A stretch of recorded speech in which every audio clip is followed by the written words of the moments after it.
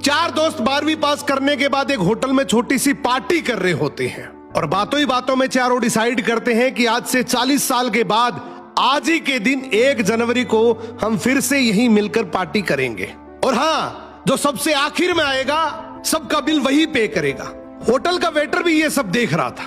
कहने लगा 40 साल बाद अगर मैं भी यहीं रहा तो आपकी ये पार्टी जरूर देखूंगा।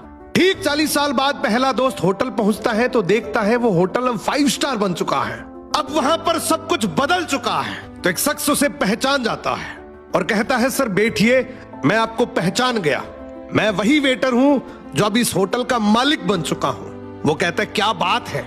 इतने में दूसरा दोस्त आ जाता है। दोनों की बातचीत शुरू होती है कि बिजनेस ग्रो कर गया, सब कुछ अच्छा चल रहा है। दोनों अपनी अपनी बातें शेयर कर ही रहे होते हैं कि तीसरा दोस्त भी पहुंच जाता है, लेकिन चौथा दोस्त अब भी नहीं आया। तो जो सेठ होता है वो कहता है आप ऑर्डर कीजिए, मेन्यू में खाना वगैरह सेलेक्ट कीजिए, इतने में आपका दोस्त भी आ जाएगा। अब खाना भी लग गया। वेट करते करते काफी देर हो गई।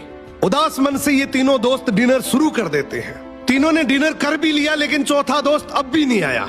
अब जब बिल देने की बारी आती है तो कहते हैं कि विकास तो शायद बहुत बड़ा आदमी बन गया, हम सबको इग्नोर कर रहा है, चलो हम ही बिल पे कर देते हैं। जैसे ही बिल पे करने के लिए काउंटर पे पहुंचे तो काउंटर का मैनेजर बोला आपका बिल तो ऑलरेडी पे हो चुका है।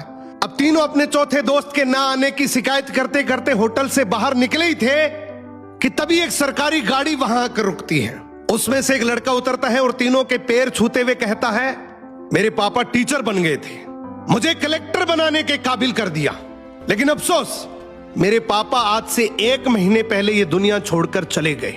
उन्होंने आखिरी वक्त में आपके इस वादे के बारे में मुझे बताया था और कहा था कि जब तीनों पार्टी खत्म कर ले तो उसके बाद तू वहां जाना और पेमेंट वगैरह कर देना। लड़का हाथ जोड़कर बोला मेरे पापा अब इस दुनिया में नहीं रहे, उनका वादा पूरा करने के लिए मैं आया हूं।